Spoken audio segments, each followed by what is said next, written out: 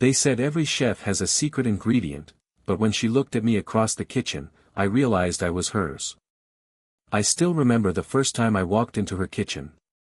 It wasn't just a restaurant, it felt like stepping into another world.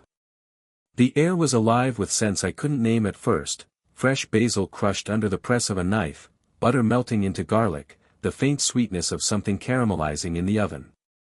Every sound carried rhythm: the scrape of metal against wood, the bubbling of sauces, the steady chop of her knife as though it had its own heartbeat. And then there was her.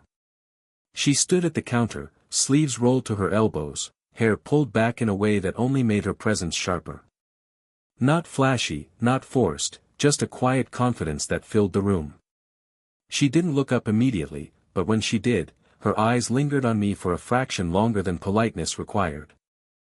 There was no smile, not yet, only a spark, a question, as though she wanted to know if I was paying attention.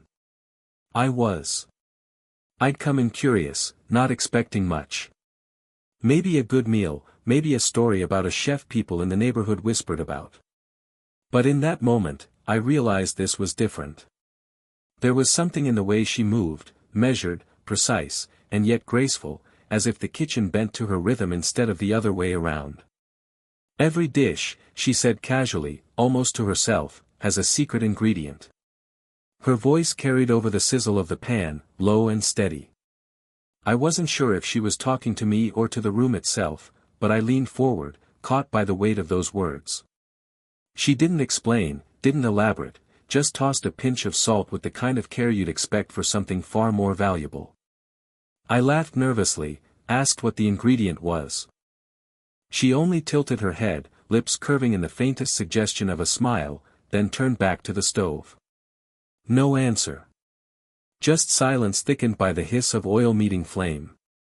But it was enough to stir something in me. Enough to make me stay, watching her hands work with effortless control. Flour dusted her fingers like a soft veil, and when she brushed a stray strand of hair from her face, I caught myself wondering if she even knew how magnetic she looked in that simple, unguarded gesture. That was the first taste, not of food, but of curiosity. A flavor sharper than any spice, pulling me toward her without a recipe, without instructions. And though I didn't know it then, I'd spend the nights that followed trying to discover what exactly that secret ingredient really was. The second time I found myself in her kitchen, I wasn't just watching, I was part of it. She handed me a cutting board, slid a knife across the counter, and nodded toward a pile of onions waiting to be diced. "Go on," she said, her voice calm but firm, like she expected me to know what I was doing. I didn't. My grip was awkward, my cuts uneven, and within seconds I could feel her eyes on me. Not mocking, not harsh, just quietly amused. She stepped closer, so close I caught the faint scent of rosemary clinging to her apron. "Like this," she murmured, sliding her hand over mine. Her fingers guided my wrist with practiced ease, steadying the motion of the blade. I felt the warmth of her skin, light but unshakable, as though she'd done this 1,000 times but still poured her full attention into it. For a moment, I forgot about the onions. All I could hear was the soft rhythm of her breathing beside me, the brush of her arm against mine as she leaned in closer. She wasn't just teaching me to cook, she was showing me how to move with intention, with care, with patience. "Cooking isn't about speed," she said quietly. "It's about control. About knowing when to cut, when to wait." Her words carried more weight than a lesson about food, but I didn't dare ask. Not yet. I tried again, this time following her rhythm.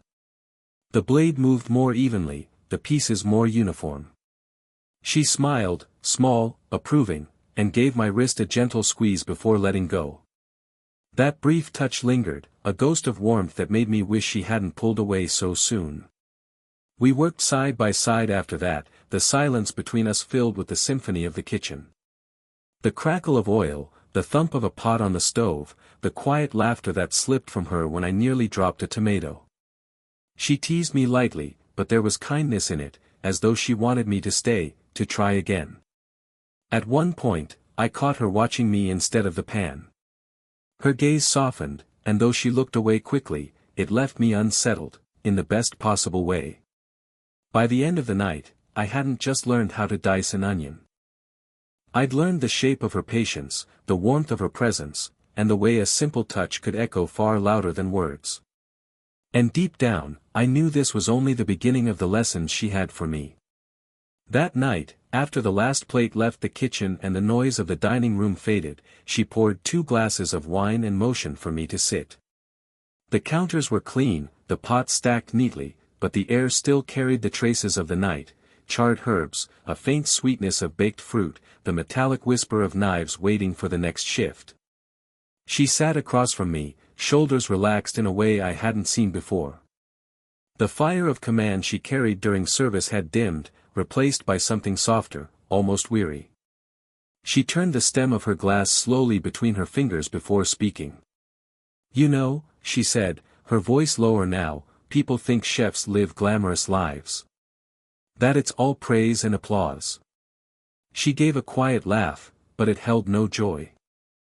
"What they don't see are the nights you spend alone. The birthdays you miss. The people who leave because they get tired of waiting." Her eyes didn't meet mine as she spoke, fixed instead on the dark swirl of wine in her glass. But I could feel the weight of her words.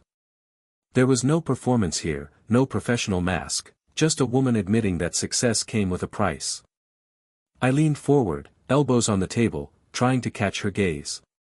"And was it worth it?" I asked. She paused. For a moment, I thought she wouldn't answer. Then her eyes lifted to mine, and I saw it, the hesitation, the cracks beneath her confidence. "Sometimes," she whispered. "Other times. I wonder what I've given up." The kitchen was quiet, but it wasn't empty. The silence stretched, heavy yet strangely comforting, like a blanket laid between us. I wanted to reach across the table, to take her hand, but I didn't. Instead, I let the weight of my listening be enough. Her lips curved faintly, as if she'd felt my restraint.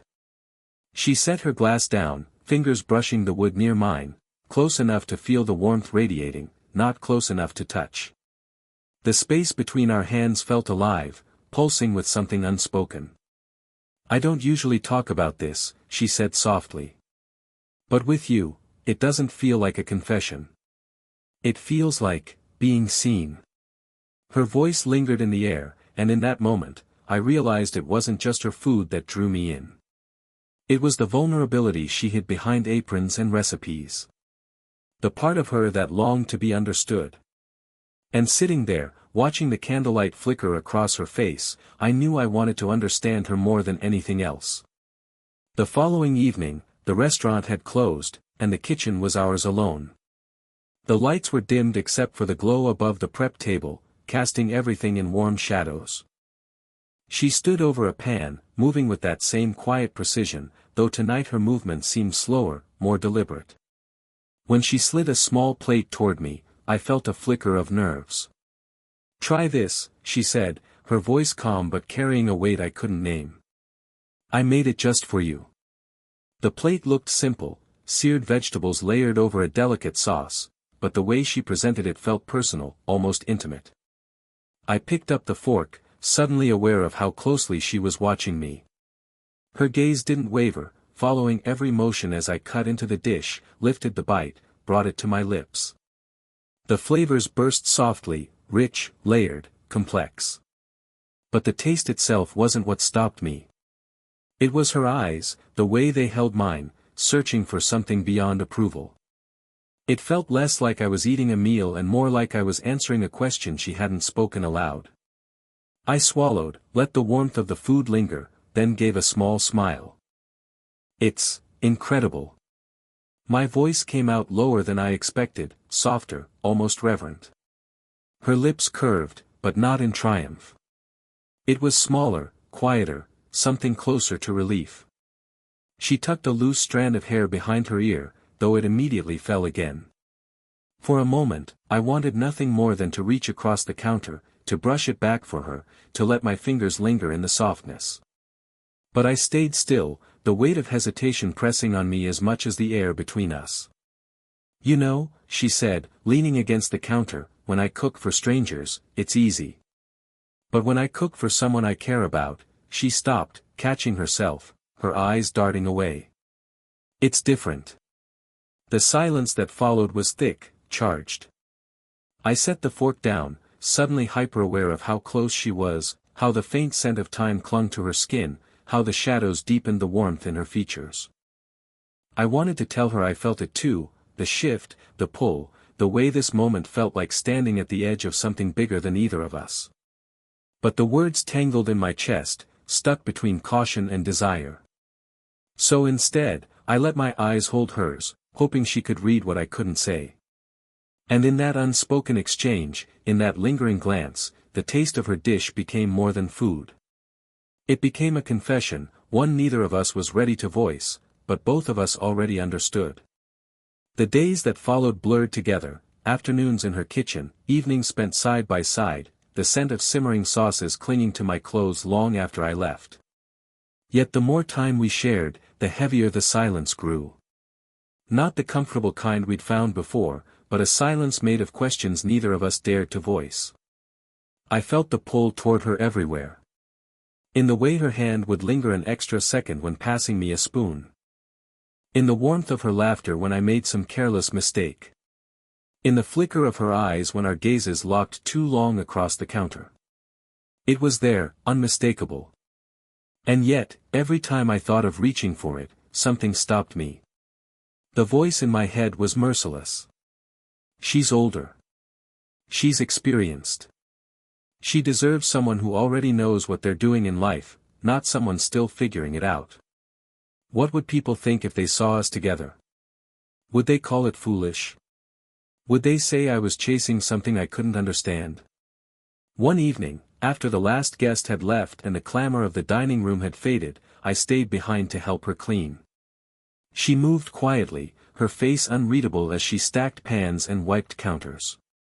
I wanted to speak, to ask if she felt the same hesitation burning in me.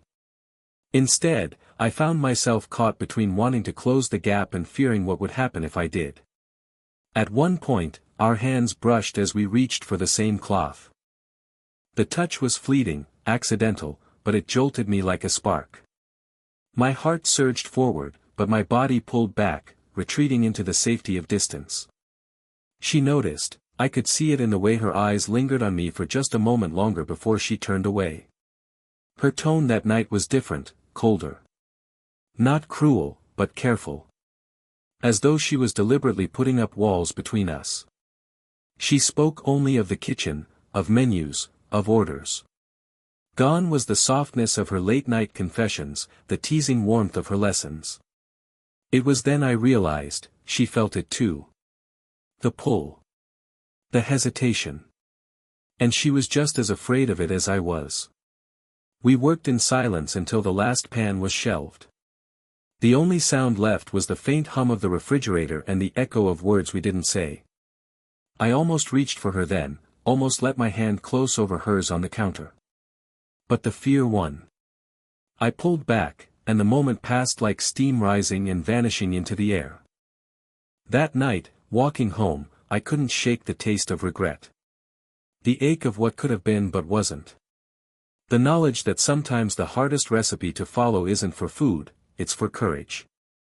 And courage, it seemed, was the one ingredient both of us were missing. It was late, later than usual, when I found her still in the kitchen. The restaurant was long closed, the chairs stacked on tables, the only light coming from the soft glow above the counter. She sat alone, elbows resting on the wood, a half-empty glass of wine before her. For the first time, she looked small, as though the weight of the world had finally slipped past her armor. "You should have gone home hours ago," she said when she noticed me. Her voice carried no bite, only weariness. I shrugged, sliding onto the stool beside her. "And leave you here alone? Didn't seem right." Her lips curved faintly, but it wasn't quite a smile. She stared at the glass for a moment before speaking again. "You ever get tired of pretending?" The question hung in the air. "Pretending what?" I asked. "That you're fine. That you've got everything under control. That, You don't want things you're not supposed to want. Her voice faltered on that last word, softer, as if she hadn't meant to let it escape. I felt my chest tighten.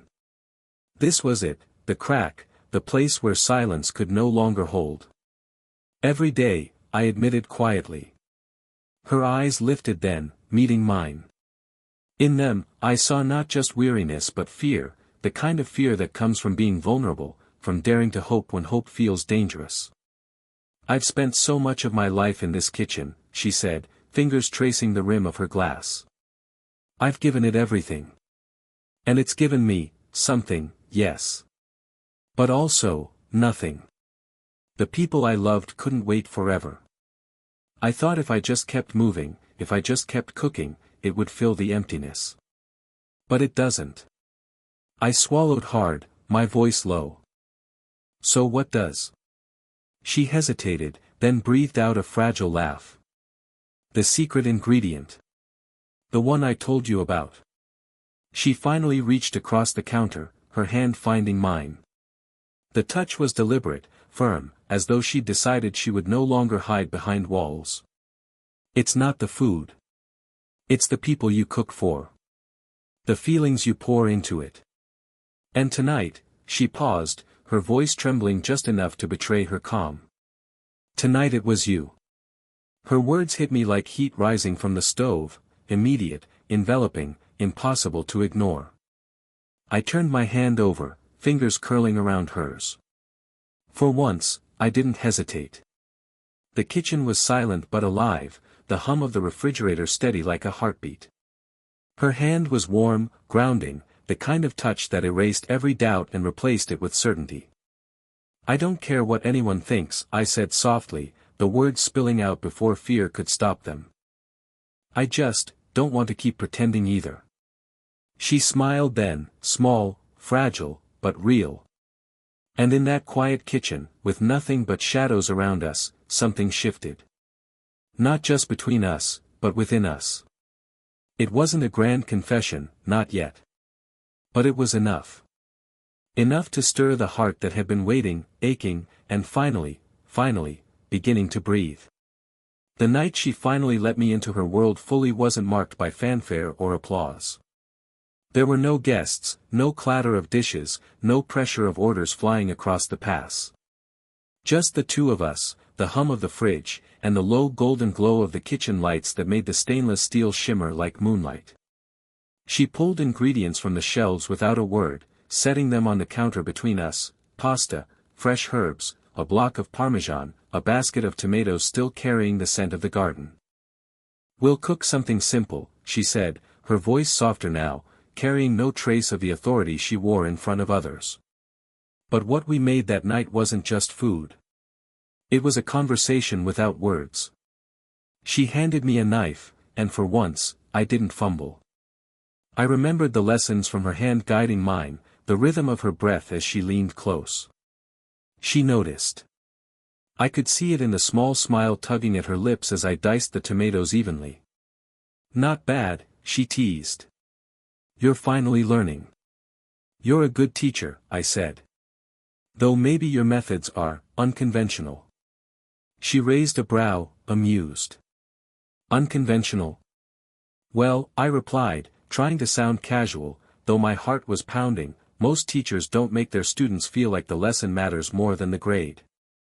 Her laugh was quiet but warm, the kind that softened the air. She didn't argue.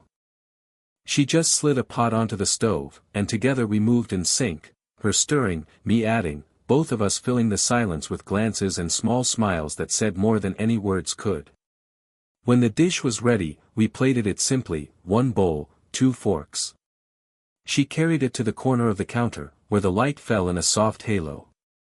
We sat shoulder to shoulder, our arms brushing with every movement. The closeness no longer felt like hesitation, it felt like belonging. I twirled a forkful and tasted it. The flavors were balanced, comforting, rich in ways I couldn't describe. But when I looked at her, it wasn't the food that left me breathless. It was the way she watched me, eyes searching, lips curved in a quiet smile that said she was no longer afraid. Well, she asked. I set the fork down, exhaling slowly. It's perfect. She tilted her head, leaning in just enough that her shoulder rested against mine. That's because, she whispered, the secret ingredient isn't in the food. I turned toward her, meeting her gaze in the golden light. Then what is it? Her smile deepened, softer now, filled with the kind of truth that doesn't need to be dressed up. It's love, she said simply. The word settled between us, fragile yet undeniable. I reached for her hand, and this time, she didn't hesitate. Her fingers curled into mine, steady and sure. We ate the rest of the dish in silence, not because there was nothing to say, but because everything that needed saying was already there, in the brush of her arm against mine, in the warmth of her hand, in the quiet comfort of knowing we had finally found the missing piece. The kitchen, once a place of fire and command, had become something else. A place of peace. A place of us. And in that moment, I finally understood, the secret ingredient wasn't just love. It was her.